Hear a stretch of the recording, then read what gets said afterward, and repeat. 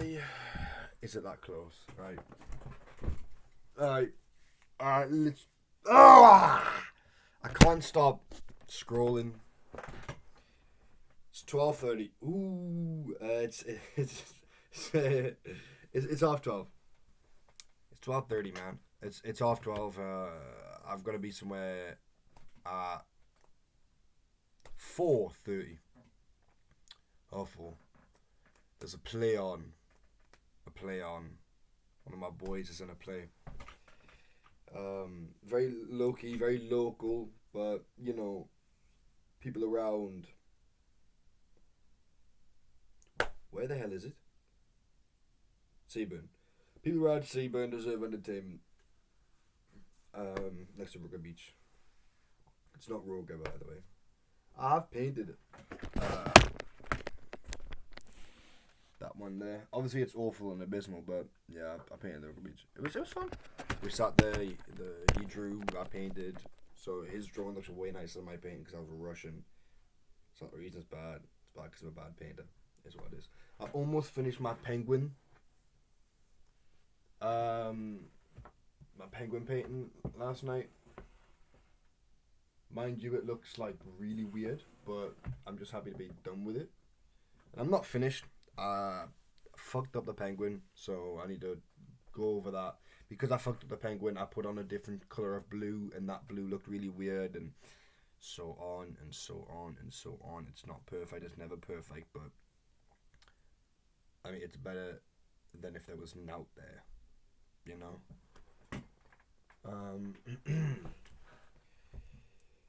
Yeah, I can't stop doom scrolling, so I literally just clicked the start button. I can't stop. Like, the thing I wanted to talk about was literally that. So as I'm doom scrolling, I realised like, there's a sound. There's a sound that pops up, and it's like a trumpet, but it's like a sample advertisement type, you know. And I'm like, oh well, you know, I've heard that before. Last night, I was talking to a friend, and I was like, look, man, let me bust out a message really quick and sort of get this off my mind. We seem to just be way too desensitized to good things, as well as the bad. Like, anybody will come on and tell you, they'll be able to come on and tell you, more qualified than me, because I don't have it. You go on Twitter and you can just see someone being like, you know, hung, drawn, and quartered. Love Twitter. But, you know, I think we're also desensitized to the good stuff. I heard a trumpet like that and I was like, And then last night in sax class, I realised how much I was like pressuring myself, you know, like, oh, I need to be good, and I loosened up. I loosened up more than I'd ever done in the class. I just went, fuck it, I'm going to enjoy myself. And I wasn't that good. But when other people were playing, I was jamming. And sometimes I did okay. Like the vibrato was pretty good. I was practicing that. It was pretty good. I got my chromatic scale. I can never seem to get down what I do in here. In the practice room, it's like a different atmosphere, you know. But did well, and I came home, and it was the songs that he put on, some Skunk Funk, and Adam's Apple. Now Adam's Apple was fucking sick. It grooved.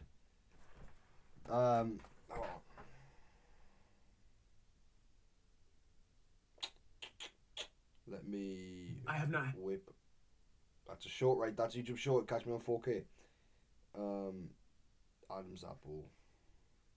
I don't care if this video get demonetized. I don't make any money. It's not the point. Unlock your stay for less. We're on for the ad. I don't even know if the video can actually hear it already. Today. Also, YouTube ads. That's why I say yeah, but I get a double ad. Abysmal, by the way. Abysmal.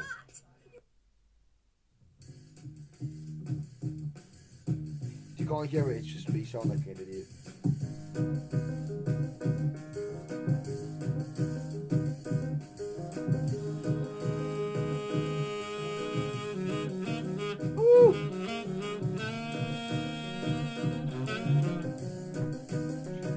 Anyways, unbelievable. Unbelievable. It was like I've practiced that that rhythm. It's like F, E flat, F, E flat, G, E flat, F. Mm, mm, mm. I did that wrong there, but it's so good. And as we were listening to all that stuff and connect it back to the theme chord, as we were listening to all that stuff, and I came home, I put on C minor, a C minor backing track, and I just thought, you know what, I've been given notes to play with the C minor. It was like, I think it was a. I'm slow and dumb because I swear it was an A minor scale.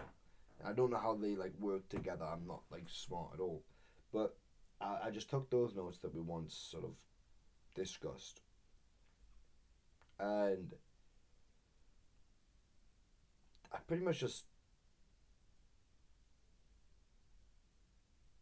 jammed, and I jammed, and I jammed, and I know that nothing was technical. I know nothing was like impeccable, but it was like there were notes where I was hitting, and things were happening by accident, and I had confidence, and I never thought I'd get to this point. I can comfortably say now that like if I'm in a room with people who don't know what like music is, theory wise, and I'm not with the smart asses, and I'm just in with the boys, and they put on like a backing track, or they bust out music, I'm able to go along with it. Jazz, isn't it? It's jazz, yeah. But it was fun, and that was my point is that I basically what this is, what okay, yeah, first of all, fuck the phone, but what Adam's apple is.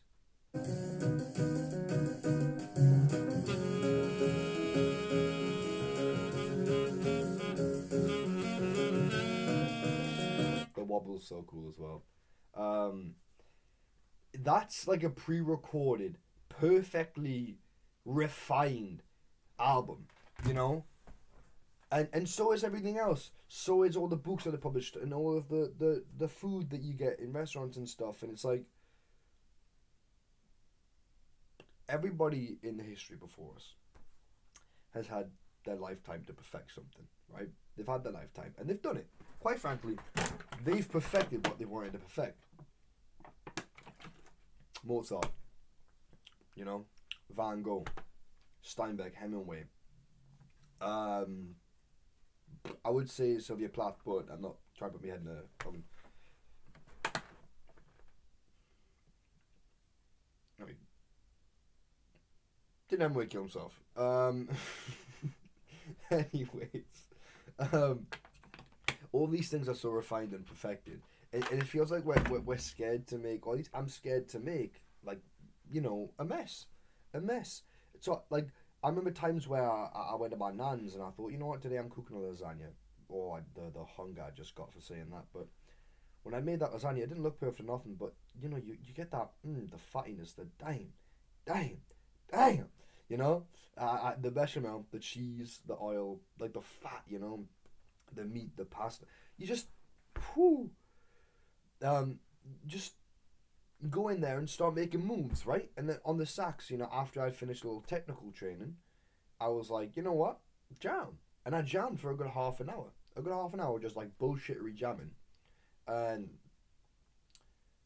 I just let it flow, like I didn't measure the salt. I just went by taste and feel, and that's beautiful, But it's also when you're listening is my point, is to be desensitized, to that is when I think it's so easy for somebody to play some music and back in the day, I think I saw a video recently actually that Pythagoras was the first person to make charted music, and in that he made music less of a magic, you know.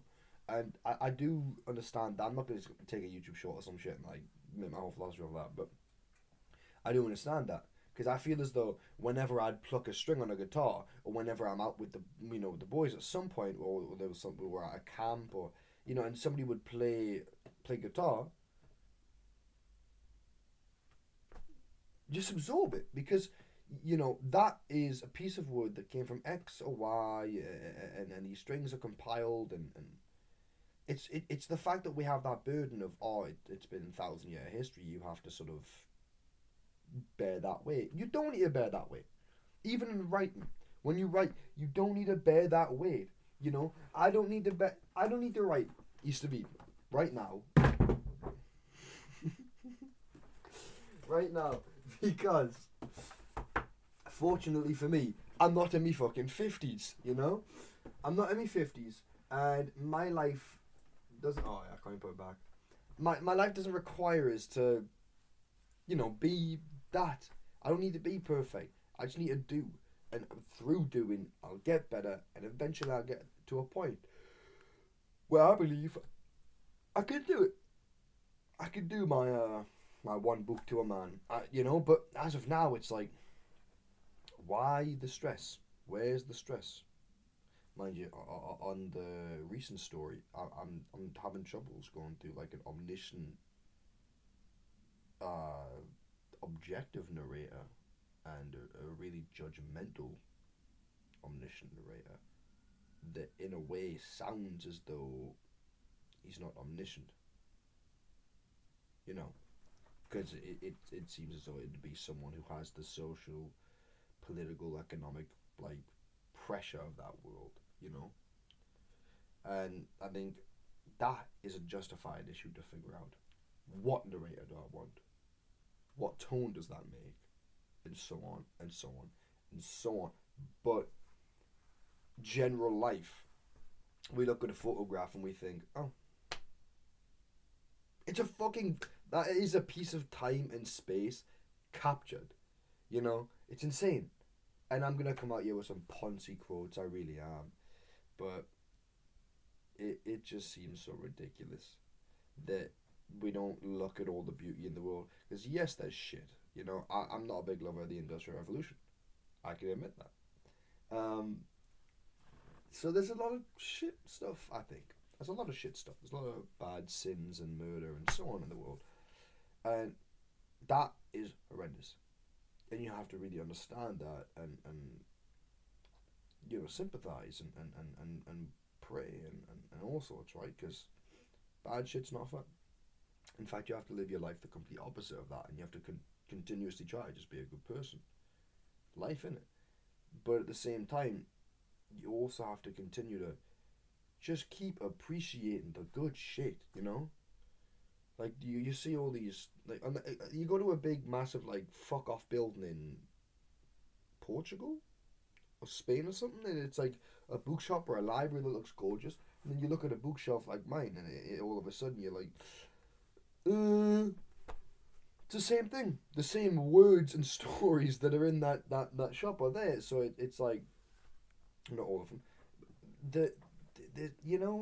Like every day or every generation, in fact. I'm coming after everyone politically here. I'm like making a big statement, a big grand statement. But it seems that with every generation past, the thing the previous generation had becomes not enough. The Game Boy Color is now not enough. The BlackBerry is now not enough. We always, and that's technological, I know, but always, you had classical work, then you had modern, and it wasn't enough, so we did postmodern. There's always just layers and layers, and I think, I'm not saying go back and be like a trad and only do that, but I think what I'm saying is appreciate all the small things. You can't be poncy about it, and be like, oh well, that's not Mozart, or like, and then when a friend of yours or something starts playing a beat or starts trying to play something and he messes up, and why would you then say, oh, that's bad? Like, even somebody messing up a note is somebody in the process of trying to create music with an instrument that should probably never have existed, but somehow it does through the flair of humanity. And all of it's just fucking mental. So why don't we just like have that attitude of, oh, this is insane, this is so incredible. Instead, everything's taken for granted. Everything's taken for granted. Fucking everything is taken for granted. And I'll tell you why and how I know that. Because I have things in my life that I hold to such a high standard that I take for granted every single day. Which means everybody has their thing, which they'll take for granted every single day. A mathematician will be so bogged down in his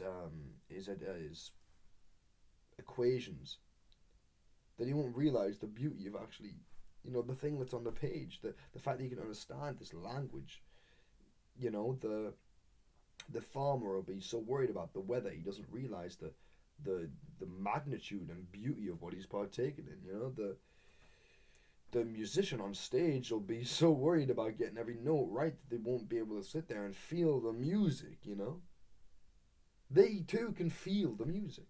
And maybe an audience member on stage, not on stage. I'm slow apparently, but I'll say I'm this guy.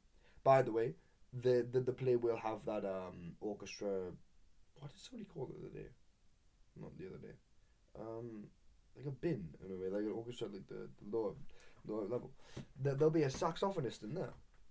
Ooh, I'll have to talk to him after. There'll be a saxophonist in there that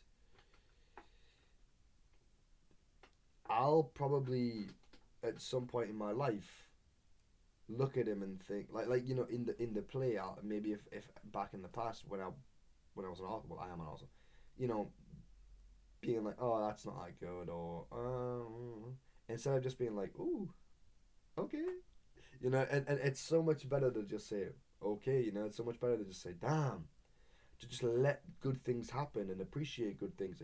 And that's the thing, it's a massive hit with the ego too, is, you're always listening to things, and when you get desensitized and it's just like, okay, this is average, this is it. It's like, oh, well, these things, or you have the knowledge. It's all bullshit, because, well, truthfully, how much is it a privilege to be able to interact with all these things all the time on such a frequent basis? And when you doom scroll and you get hit with sound after image after sound, even colour after colour, like, the world is, and I think this is where I'll end it, because I think this is a really good place to end it. The world is a far more beautiful place than we give it credit for, and throughout the years, regardless of our intervention, it has continued to show that as a created thing, it is an absolute masterpiece, a work of art, a magnum opus, a piece de résistance. It is unbelievable, the things in it. Humankind, we have the potential to be such good, beautiful creatures. And all the animals on the earth, and all the rock on the earth, and all the plantation on the earth, and everything is gorgeous. Everything in this room I have right now, unbelievable. Bar the plastics. Hate the plastics. It's unbelievable. The fact that we as humans have managed to put ourselves in a position where this is like nothing. They used to write on wax and shit, man. Like, I know papyrus is probably not wax, but they used to write on fucking stones. They used to write on stones, and we can have this. You have to understand, you are in the most, like, in the far western world, whether it be Europe or America or, even in Eastern Europe, I'm calling that Western, for the sake of this point. I mean, even Russia, right? Even China. It just seems that there's still places that struggle, and that's obviously fucking madness. Nobody should struggle in this day and age. The world should be a utopia. It's just, my God, what are we doing? We have the ability to do that, and the world really could be. Well, the world is a utopia. It's just how we treat it, it's all beautiful. And if you were to wake up every day and sort of think to yourself, how am I going to interact with the day and just like be a part, you know? In terms of be a part, I mean, like nobody's ever walked and appreciated the sound of a bus, because a bus sounds like death metal, and you're a lot like death metal, and the fact like you know you're like oh it's death metal, it vibrates, it's shit. You know the thought process behind maybe how did it get here, the fact that I'm getting to work quicker, the fact that we're just I'm not gonna say we're all ungrateful gits, but well, I think it's a truer statement to say we can all be more grateful, happier, and it comes with the thing where like I think for me when it comes to writing, every day there's always a struggle to be good or good enough, and in that struggle of being good enough or trying to be better, I think you always sort of let things fall to the wayside and oh, this sentence could be better, that sentence could be better. Inadvertently, you sort of disavow those sentences, you disavow those techniques. And it's just wrong because other people use them and other people use them well. And oh my days, there are good writers, there are good artists, there are everyone. You know, I wholeheartedly, and this is a really weird thing, but I wholeheartedly believe that if my brother started writing, he would be the greatest of all time. Mind you, he's never really went to school, and he left school maybe at like 13. He's never really known how to write with his hand. You know, he's not comfortable with it, not easy to do. He can't read, but he can. I hate when people say he can't read. You know, reading's hard. Um, he's not in a good financial situation, or you know, he's just a struggling ex-addict who's trying to get better. But I wholeheartedly believe that not even in terms of like, oh, he'll create good addict stories.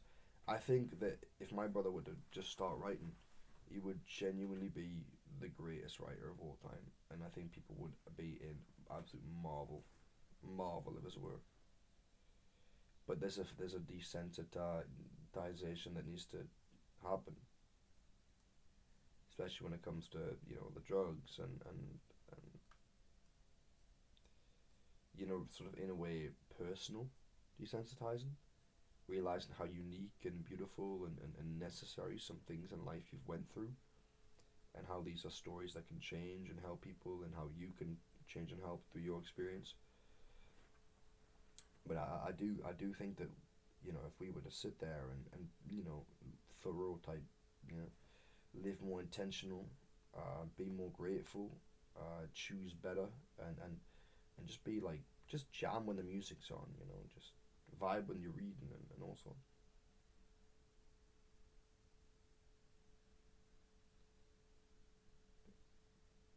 I don't like this idea that all we do is sit on the phone, go to work, come back, watch a bit telly, this, that. Every person in the world should actively create something. Now, industry, I think, makes that harder, and I'm not a big fan of industry, whether it be industrial or bit of that, bit of that Primark, bit of that Eldon Square, you know. I don't know why we live in a world that seems to have accepted these things are what they are and that's the only way to have them. I don't know why it's not bad to just have a local fair or a market on, say, a Saturday or a Sunday after church where everybody gets their produce. You know, then you Wix, then you.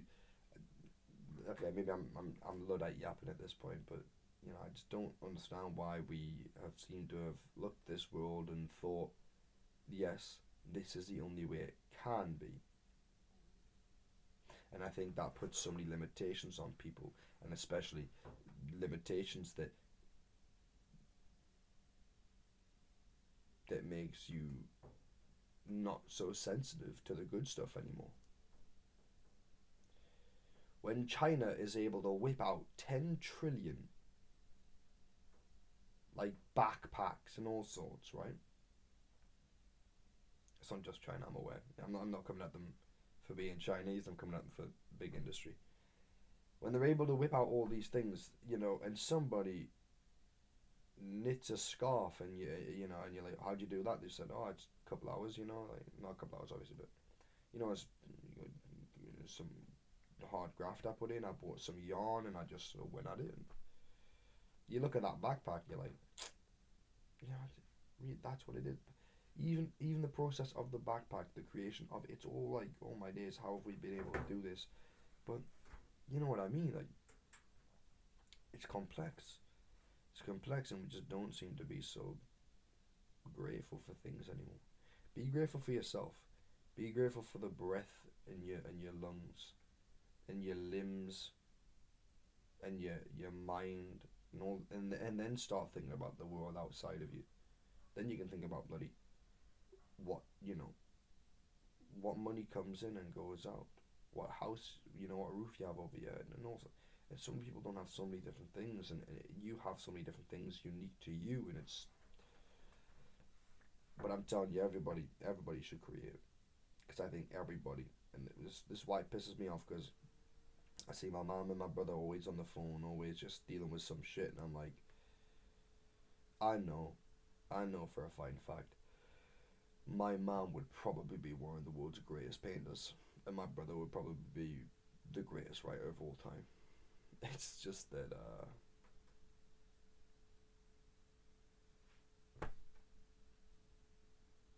they've been desensitized to the fact that they can even do it, or that how unique it is that one can even do something like that. My mom's always said she wanted to learn the guitar. Oh, she would be good. She would be good. But this world, I think, regardless of how beautiful it is, seems to have forces that work contrary and really like people to just sort of shit on things, or have people have the mindset that everything's shit. And none of that's true. We live on the most beautiful planet in the universe, with the most beautiful people in the universe, with the most beautiful things and artists and speakers and minds and hearts in the universe. And yeah, I'm saying this. But we treat it, and we treat ourselves worse than we treat rock dust in the sky. It's a very sad thing.